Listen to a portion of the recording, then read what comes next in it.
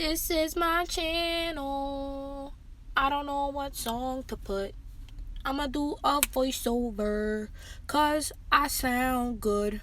Hey YouTube. Hey guys.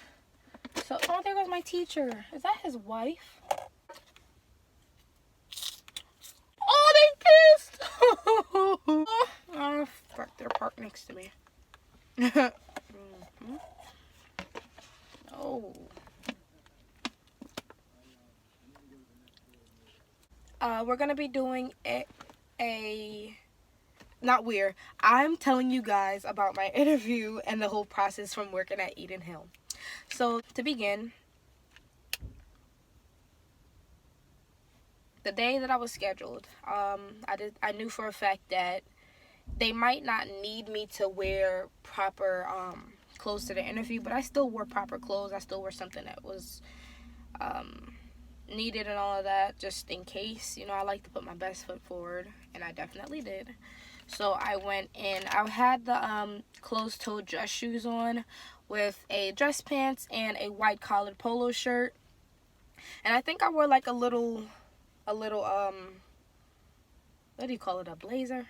No. I wore one of the little shawl things on top. It was summer, and I didn't really, you know, it was hot, but, you know, had to put the best foot forward. I had that on, matter of fact. Starting the interview, I met him, and the first question that he asked me right off the bat was, why do I want to work there? And I mentioned to him that, you know, I work there because, this is just for anyone that don't really know what they're going to say. Let them know that you're working there because you'd like to help the facility. Personally, with my facility, it was open for like 8 months when I applied. So I was just like, you know, I would like to help the building, and I'd like to put my best foot forward once again and show off for Eden Hill. I'd like to, you know, come in here and make everything great, meet some of the patients, and, you know, let them know that we're a great team together, and let them be able to, because, you know, we do have evaluations, and we once were a 4-star kitchen, but now we're a 5-star kitchen, and it's because of all the hard work. So I was just like, I want to apply because, you know, I want to do good. I want to do good for the company, the business, and everything. And he was just like, okay. Next question he asked me that he kind of stressed on was who I knew from the job. And I'm like, I don't really know anyone. The only person that I do kind of know was the person that referred me to the job. And then he asked me our relationship. He is going to ask you the relationship of anyone that, or whoever's interviewing you, not only a he. Your hiring manager will ask you the relationship between you and the person that referred you. And I believe if you guys are related, you won't get hired because siblings can't be working at the same job. Sometimes some people get away with it, but personally, I didn't have to. I just told him that, yeah, it was a friend. And then he asked how close of a friend. I'm just like, you know, school friends, nothing else, nothing crazy, not a sister or a family, like married in or nothing. So I let him know that, and he was just like, okay. The next question he asked me was how long I wanted to work there, because I told him that I was a student. He asked me my schedule first. I gave him my availability since I was starting college, and then he began asking me how long I was going to work there. And I kind of was confused at first, but since I'm a student, I guess he figured that kids really can't make up their mind on where they want to work or if they're going to be with a job for a while. So he just asked me, just to, not really in a disrespectful way, but just to be cautious in case, like, he knows that I'm going to leave in 6 months, so he could just get ready to hire new people. I told him that I was going to be working there for as long as I could, until, like, new opportunities come to me in life. And he was just like, okay, that's good, cool. After the whole question, he didn't really ask much questions, because the main thing that I always do, smile. anything. If I'm in an interview, I'm always smiling. I think I've done a total of like 4 interviews. And for every single interview that I have ever did, smiled the entire time. I smiled and I was myself, but not like blunt myself. Because I'm really blunt, but I wasn't that blunt to say, okay, well, yeah, I'm just here for money. I just want to make money, so I don't care about nothing. I actually had to say a little something else just to make sure that he didn't think I was going to be disrespectful to him or come out that blunt and then eventually talk to a patient and come out the same way. So, smile the entire time. And I think that that's something that a lot of you guys should do that's watching this. Smile through the entire thing. Ask questions. They're going to ask you if you want to ask questions. I think you should say yes. Even if it's the simplest question like, what are we wearing or what's my uniform? Ask the question. It doesn't matter. Next thing that he talked to me about after all the questions was the thing that's going to be expected of me. He told me that I'm going to sometimes have to work by myself in the morning, sometimes have to work by myself in the night or the afternoon.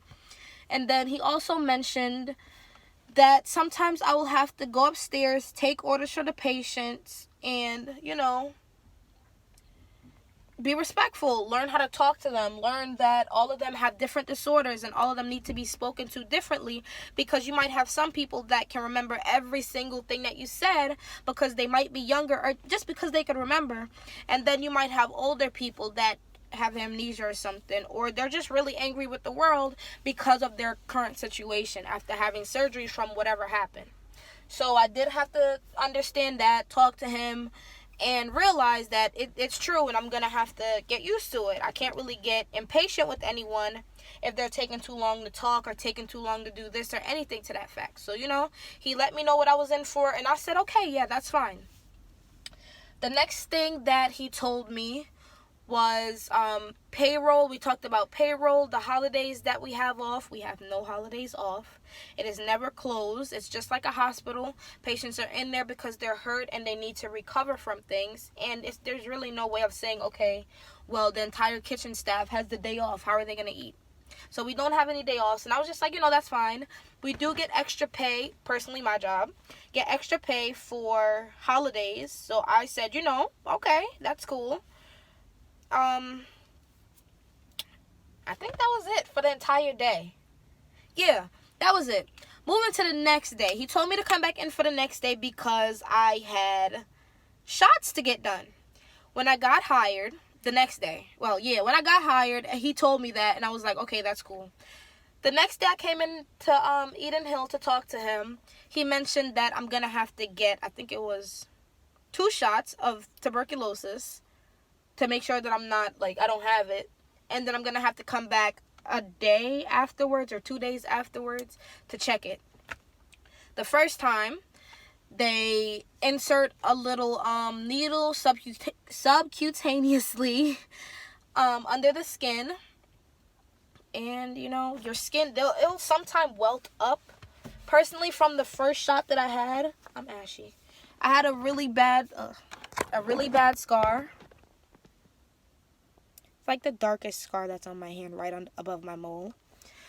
But I had that scar, and the lady said that it's because I probably itched it, and I don't think I itched it, but there was a Band-Aid over it, and I guess I agitated it sometimes. So, and not only that, but I didn't come back when she said to come back. So then I had to start the whole process over. You got the shot one day, you came back the next day for them to see how much it swelled up. If it didn't swell up, you don't have tuberculosis, and you can continue on with the process. And then they did it a week afterwards, just to make sure, I guess. I didn't have to pay any extra money because the job had nurses and stuff like that. So I just went upstairs to one of the nurses. They gave me the shot, and I continued moving forward. I got a drug test that same day. And she said that everything will be fine. But no. She said that everything will be fine, and the next time that I come into work, they'll let me know, if I pass. But I know I passed because I wasn't smoking or drinking. So I was just like, okay, cool. So I have the job. Next thing that they did was I had to get a background check. The background check was $65 where I am. And after this, I think it was after 3 months of working with them, I got reimbursed. And they did pull through. I did get reimbursed for what I did for the background check. And, you know, I just got the letter in the mail. I didn't remember to turn my paper into her, but I eventually did. And I did get the money like a week after. So that was cool. Or that was, I don't know. That was just, okay. I said,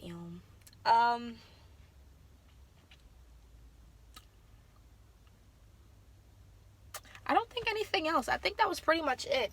The whole process was really long. It took like a month to actually start working because I had to wait on the tuberculosis shots. That was the main thing that bothered me. I had to wait, get it one day, and then come back the next day, and then waited a week from that, and then I had messed up. So it took like a whole 3 weeks just to finish that one process, and that was kind of annoying.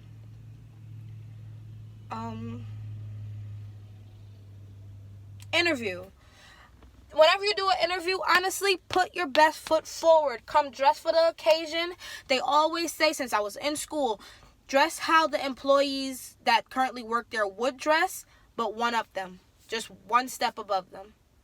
So, like, if you're applying for McDonald's, if you're applying for the Dietary, we usually wear black slacks and a black button-up shirt. If you're put on some black slacks or a black fitted dress pants.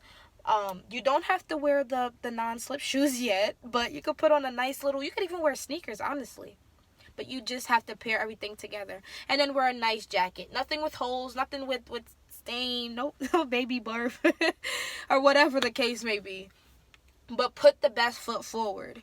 And also be confident. I do have a subscriber that I told her that I would mention her, and I will give her just something to motivate her, because she has an interview coming up, and you know, everyone gets nervous whenever they have an interview coming up. And honestly, be happy.